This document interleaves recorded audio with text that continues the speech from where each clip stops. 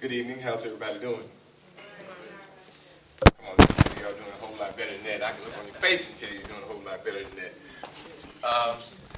As the mayor mentioned, and thank you so much, Mr. Mayor, for that. And I am with the Economic Development. My name is Earl Davis, and I want to see if I could get some idea of how you feel about the Turkey Creek project, what you know about it, how much information you have, how much information you need before we get going. Can you help me, anybody? We don't have any information at all. You don't have any at all? Okay, good. But we're going to give you some tonight, and maybe that'll help you in making a better decision about it. So is that the same? Yes, sir. I can give you some information. Okay. About 8 years ago, they paid Ken McManus in excess of about $800,000 to survey that whole thing and do a plan. The police jury, it got killed, and here we are trying to get it killed again.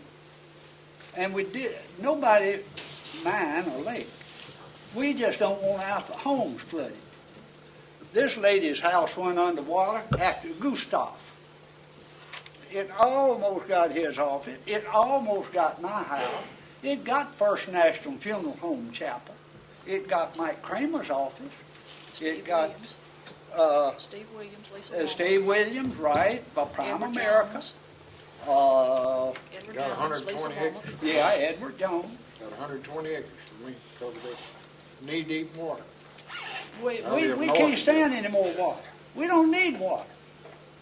And while I'm on my soapbox, let me go ahead and tell you, Okay. if a lake will make you so much money, why Lake St. John, it's nothing on Lake St. John, there's a restaurant. Figured is the closest place, and I heard on television the other day they can't pay their light bill, they're so broke. Y'all may have heard that, but it was on KNOE. Over here at Bruin, nothing's ever happened over there. But I think most everybody here you see, they don't want that water to flood them, because this lady could probably tell you how much fun it is. What's your name, sir? Miss Wadley. No, yours. Mine, Billy Carter. Mr. Carter, thank you. I just want to take the time and just thank you for enlightening me. I didn't know.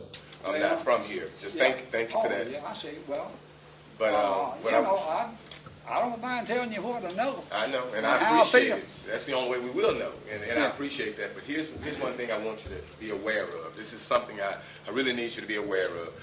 This group is going to come in, the ones we're talking to, if they come in, they're going to do a feasibility study, they're going to do an environmental study, they're going to do the retention pond, detention ponds, and all of those types of things before we even think about doing anything. And it's not going to cost Winsboro anything. Excuse me, can I say something, sir? The reason why we're here tonight isn't to build anything. It's not one shovel, not 1 ounce of dirt will be moved after this meeting tonight.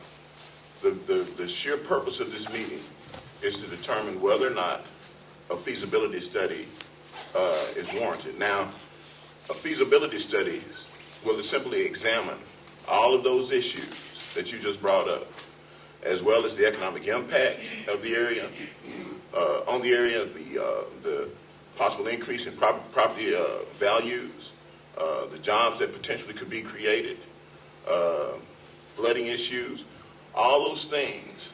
And the main thing is, even if it's decided, which the feasibility study has to be, the city council has to determine whether or not the city goes forward with the feasibility study.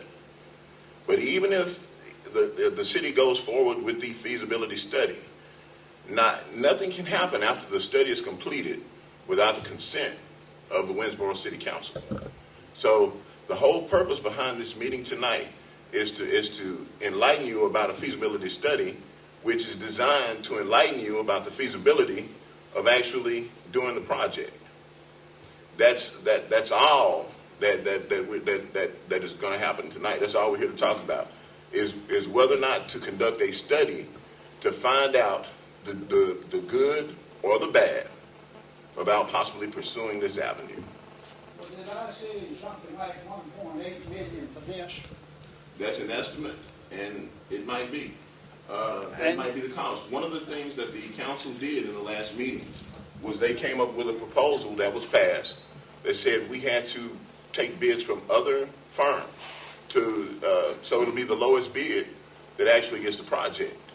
And it's not, once again, it is not the actual work on the lake. All it is just the study.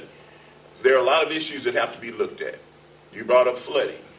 We have to look at the environmental impact on the area. There might be some sort of snail out there that's an endangered species. And the EPA comes back and says, well, you can't do it because this snail is out there. There might be other issues that God knows we've never even thought of that might deter and stop this from happening. Or, once again, the council in its wisdom might decide not to pursue it. And after the study is done, it's decided not to even be pursued.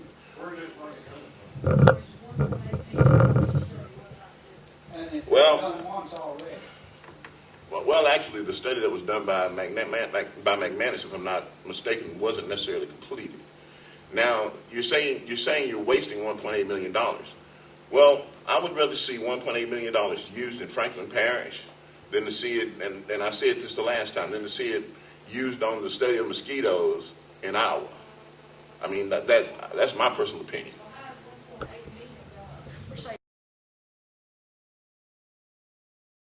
It's not good. What good is the 1.8 million done? Besides the fact that you spent it and did the study. $1.8 million being used on the Turkey Creek, on the feasibility study for Turkey Creek, is that we're actively pursuing growth, we're actively pursuing industry, we're actively out there pursuing change and helping build something in Winsboro. Also, the good of the $1.8 million being used is the fact that, well, I'll tell you what, we can sit back and we can do nothing. And that's what we're here to decide. But the truth be told, you've got to pursue things. I mean, that's just the bottom line.